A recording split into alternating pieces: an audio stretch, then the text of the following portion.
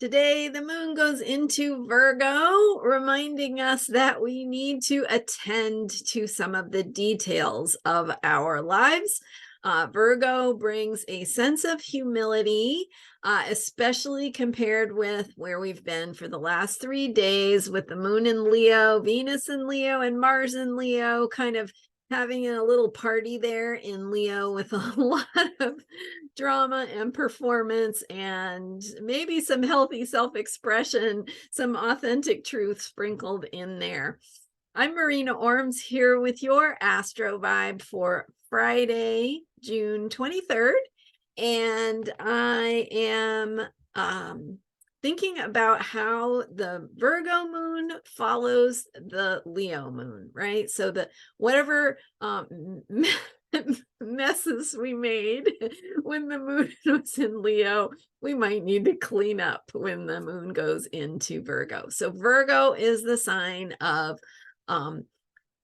sweeping and cleaning and clearing and cleaning up and making things work right. It's the repair, the maintenance, the labor that we put in behind the scenes to make things look good, work well, operate smoothly, and be beautiful. So there is some dose, I guess, of humility that comes with the moon shifting into Virgo, and also some need to restore some order, right?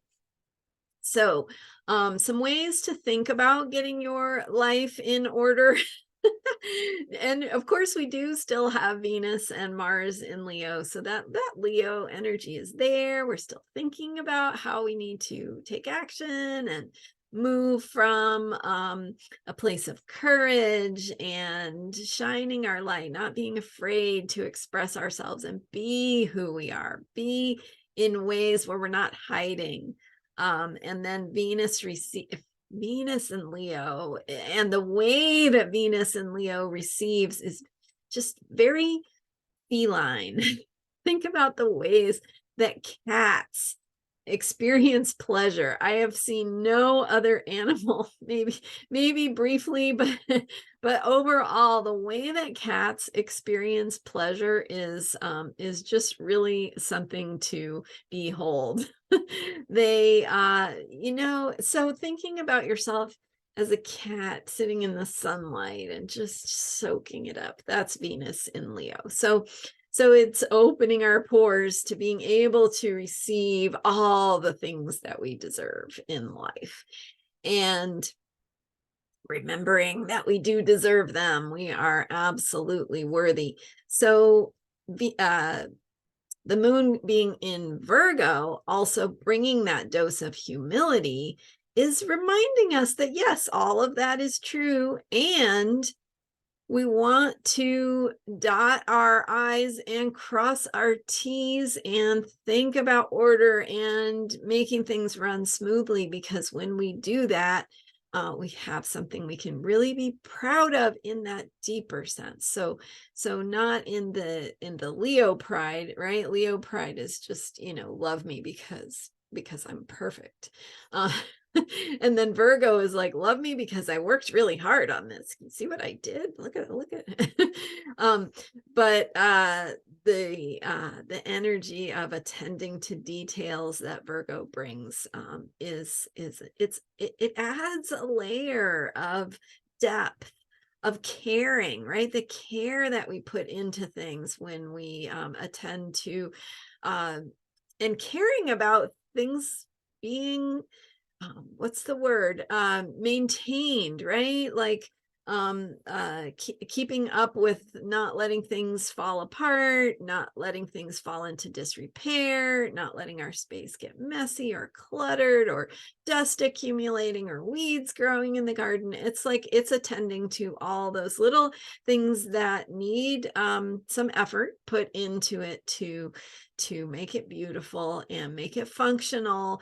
And when the moon is in Virgo, we also can see ourselves as being of service in that way. So Virgo is about service. How can we be of service?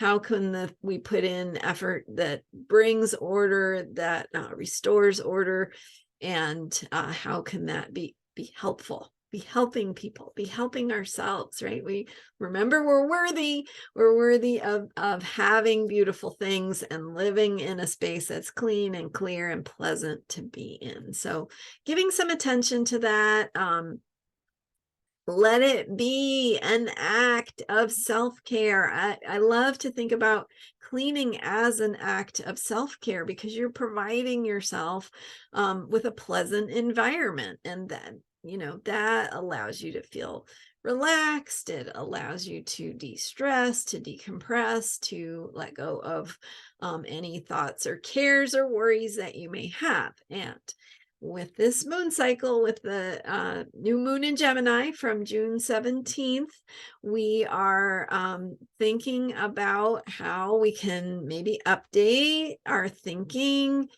get some new ideas going, bring in some new attitudes, some new ways of thinking about things. And so if you're noticing any critical self-talk, that critical voice that you might notice, and that's part of the moon being in Virgo, is that it allows us to see what's wrong, right? But that doesn't have to be a bad thing. That can be because we want it to be perfect, because we want it to be beautiful, so it can be of service. So if you're noticing any critical self-talk, how can you reframe that into a more positive, trusting, supportive way of believing in yourself? So if you're afraid of something you don't have control over happening, can you reframe that to say, instead of worrying about that, I'm going to do what I can to make it better, and then I'm going to see what happens. I'm going to get curious. I am going to open to the possibility that things might turn out all right. What if something goes wrong? Well, what if something goes right? What if something beautiful happens? What if something wonderful happens? How often do we ask ourselves that? So noticing your own thoughts, how they show up in your head or your mind or wherever they live, and journaling can help you identify those thoughts. And then your real, powerful, creative, critical mind can look at those thoughts and go, you know what? That is not really serving my greatest good. So how could we rewrite that thought? How could we think it differently? And even if you are unconsciously running some of those critical thoughts, you can consciously go, did I have a negative thought about myself today? How does that negative thinking show up? And how can I replace it with something positive? What is a positive thought I can consciously bring in and make space for, and remind myself to remember, even if it's not all the time? A little dose of positivity makes a huge difference, and it supports us in our ability to be creative and to manifest some of the results and outcomes that are important to us. So that all flows and follows from what I've been sharing all week. That's why you want to follow me from day to day, because each day builds on the energies that we've been talking about previously, and just kind of seeing how that's showing up from the quality of one day to the quality of the next day. So thank you so much for being here. I'm Marina Ormes. You can learn more about me at astrologyheals.com. Obviously, what we're talking about here applies to all of us in the collective. It is planetary placements for everyone. But if you want some insight into how it impacts you personally by looking at your natal chart, I have mini readings available on my website, astrologyheals.com. You can purchase a mini reading with me, a recorded 10-minute mini reading. I have some different options of what you can ask about or ask your own question.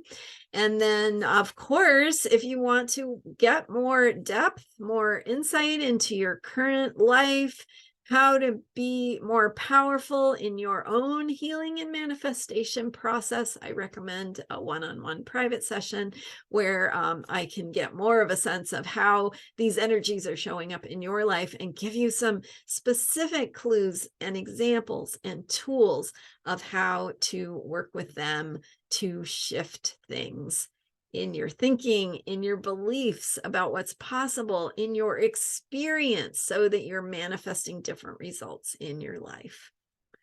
All right, don't forget to hit the subscribe button if you haven't already. And I thank you so much for being here. I'll see you next time. Bye for now.